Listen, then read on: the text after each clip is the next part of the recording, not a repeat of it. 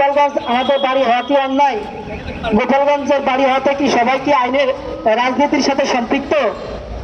গোপালগঞ্জ বাড়ি হলেই কি তারা কোনো বিচার পায় না? আমরা কোনো বিচার পাই নাই। যেখানেই যাই সেখানেই সবার হাসির পাত্র হই। মোহাম্মদ নাজিম মোল্লা গত 11 মাসের 11 তারিখ 2025 সালে বরিশালের উদ্দেশ্যে যায়। এরপর থেকে বরিশাল যাওয়ার উদ্দেশ্যে সে ঢাকা থেকে রওনা করে। এরপর থেকে সে নিখোঁজ, তার কোনো সন্ধান আমরা এখনো পর্যন্ত পাচ্ছি না।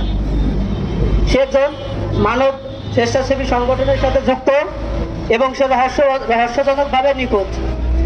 তার আজ নিখোঁজের 101তম দিন অতিবাহিত হয়। দীর্ঘ সময় পেরিয়ে গেলেও তার কোনো সন্ধান পাওয়া যায়নি।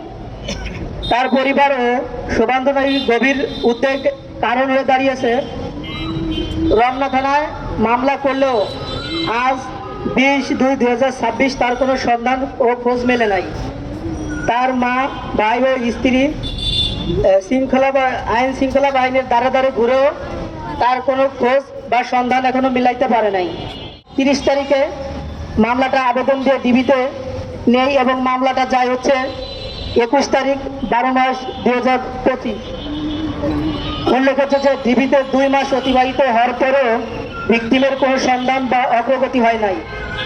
এর সাথে জড়িত আছে সন্দেহভাজন ব্যক্তি মহিলা পুলিশ কনস্টেবল তানিয়া সুলতানা তন্নি।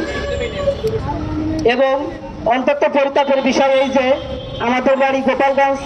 আমাদের গোপালগঞ্জ বাড়ি হতে আমরা যেখানে যাই সেখানে হাসির পাত্র হই। গোপালগঞ্জ আমাদের বাড়ি হওয়া কি অন্যায়? গোপালগঞ্জের বাড়ি হতে কি সবাই কি আইনের রাজনীতির সাথে সম্পৃক্ত? গোপালগঞ্জ বাড়ি হলেই কি তারা কোনো বিচার পায় না? আমরা কোনো বিচার পাই নাই। যেখানেই যাই সেখানেই সবার হাসির পাত্র হই। ভিকটিম নাজিম মোল্লা 11 তারিখ আনুমানিক সন্ধ্যা 6:53-তে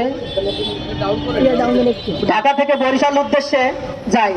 সেখানে তানিয়ার বাসা এবং তার হাজবেন্ড শাহজাদার যে বাসার লেকসেল এবং কলসেল লোকেশনের মাধ্যমে জানা যায় যে তারা নাজিম তানিয়ার বাসায় গেছে। রাত 11:10 থেকে রাত 11:59 পর্যন্ত তানিয়ার বাসার লেকসেল পাওয়া যায়। এরপর থেকে ভিকটিমের মোবাইল সিম কার্ড বন্ধ হয়ে থাকে। 12 তারিখ সারাদিন পার হওয়ার পরে রাত 9:17 থেকে ভিকটিমের মোবাইল সিম চালু হয় তার মহিলা পুলিশ কনস্টেবল তানিয়া সুলতানা তন্নির মোবাইলে। এর কিছুক্ষণ পর থেকে রাত 9:38 থেকে রাত 11:44 পর্যন্ত ওই মহিলা পুলিশ কনস্টেবল তানিয়া সুলতানা তন্নির বাটন যে মোবাইলটা আছে স্যামসং V70, ওই মোবাইলে ভিকটিমের সিম অনেকবার ব্যবহার করেছে তারা। এবং তাদের কাছে রমনা থানার সাব ইন্সপেক্টর আয়ুষ সাহেব যখন জিজ্ঞেস করে তখন তারা বলে যে 11 তারিখে আমার ভাই টাকা আনতে গেছিল, একসাথে খাওয়া দাওয়া করছে এবং নাকি 50,000 টাকা দিছে, টাকাটা নিয়ে তারা চলে আসছে। কিন্তু 11 তারিখে যদি সে টাকা নিয়ে চলে আসে তাহলে 12 তারিখে রাত 9:38 থেকে রাত 11:44 পর্যন্ত তারা ওই ভিকটিমের সিম তারা পাইল কোথায়? এর কোনো সদুত্তর তারা দিতে পারে না। এবং এর সাথে মহিলা পুলিশ জড়িত থাকার কারণে পুলিশ এবং আমরা অনেক জায়গায় দৌড়াদৌড়ি করি কিন্তু কোনো বিচার পাই না। পুলিশের কাছে গেলে তারা বলে আমরা দেখতেছি, মামলাটা দেখতেছি, শুধু এইটুকু বলে, আর কোনো মামলার কোনো অগ্রগতি নাই। এরপরে 13 তারিখ সকাল 8টায় ভিকটিমের সিম রেল ভবন এরিয়াতে দেখা যায়, যেটার অবস্থান ঢাকা। কিন্তু তার সাথে ওই যে মহিলা পুলিশ কনস্টেবল তানিয়া সুলতানা তন্নি, তার হাজবেন্ড শাহজাদা, তার সিমও তার অল্প কিছু সময় পরে আপনার এই যে যাত্রাবাড়িতে তার সিমের লোকেশন পাওয়া যায়। 14 তারিখ সকাল শাহজাদা এবং তানিয়ার সিমের লোকেশন পাওয়া যায় সদরঘাটে এবং সদরঘাটে তাদের লাস্ট লোকেশন দেখা যায়।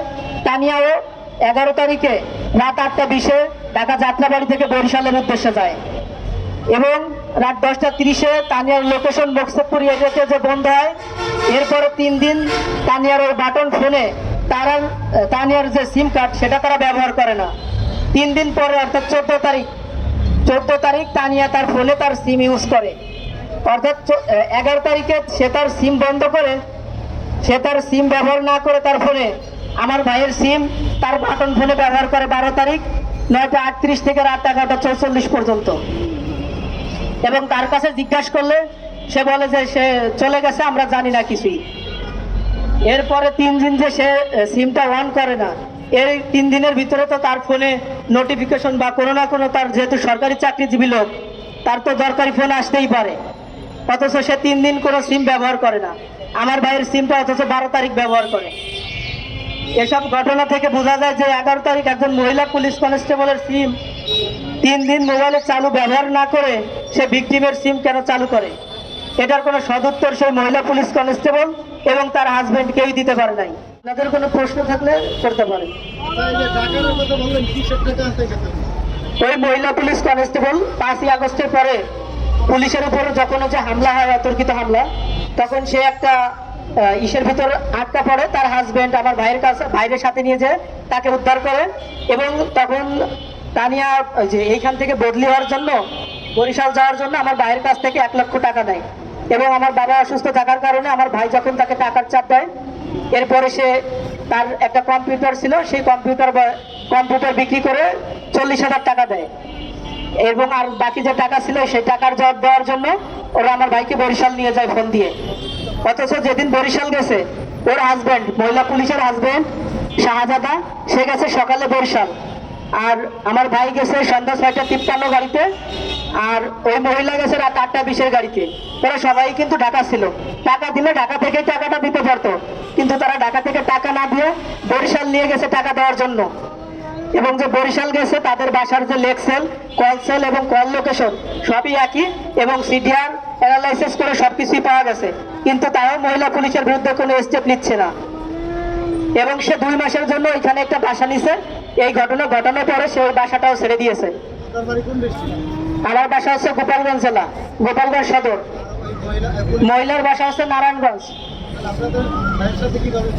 ওদের একটা মানে এসএসসির একটা সংগঠন ছিল, সেই সংগঠনের স্বেচ্ছাসেবী সংগঠনের মাধ্যমে ওদের পরিচয় ছিল। এরপর থেকে ভালো সম্পর্ক হয়।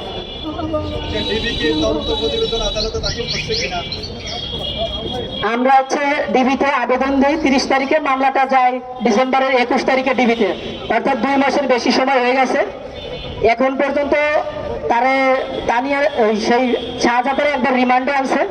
রিমান্ডে এনে শাহজাদা যে জবানবন্দি দিছে, এবং মহিলা পুলিশ তানিয়া সে যে জবানবন্দি দিছে, ওদের জবানবন্দির সাথে কারোর কোনো মিল পাওয়া যায় নাই। এরপরে তারা ডিসি স্যারকে বলছিল যে স্যার মহিলা পুলিশে আটক করার জন্য, তবে ডিসি স্যার বলছে আরো কিছু তথ্য বা উপাত্ত পেলে আমরা তানিয়ারে গ্রেপ্তার করব। এখন স্যার কবে যে তানিয়ার তথ্য উপাত্ত আরো বের হবে, 3 মাস 11 দিন হয়ে গেছে, আরো তথ্য উপাত্ত বের করতে যে কতদিন সময় লাগবে আদৌ আমরা জানি না। আমরা যে বিচার কি পাবো না পাবো না এটারও কোনো নিশ্চয়তা নেই। তবে আমরা বিচার পাওয়ার অধিকার আমাদের না থাকতে পারে, কারণ আমাদের বাড়ি গোপালগঞ্জ। তবে আমার ভাই কি কারণে মারা গেছে বা কি কারণে তাকে গুম করে ফেলা হলো, এটা জানার অধিকার আমাদের ছিল, কিন্তু আমরা সেই অধিকার থেকে বঞ্চিত। আমরা সেই অধিকার এখনো পাচ্ছি না। তানিয়ার হাজবেন্ড শাহজাদা সে এখন জেলেই আছে। মূল হতা হচ্ছে মহিলা পুলিশ কনস্টেবল তানিয়া।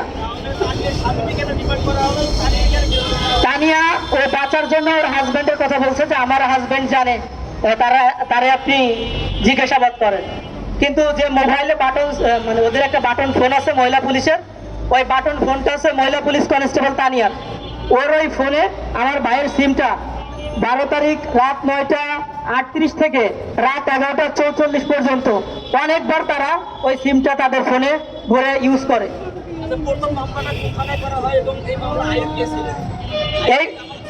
এই মামলাটা প্রথমে আমরা রমনা থানায় একটা জিডি করি 12 তারিখে। এরপর হচ্ছে আমরা আবার মামলা করি 16 তারিখে। এই মামলার দায়িত্বে ছিলেন সাব ইন্সপেক্টর আবু হানিফ।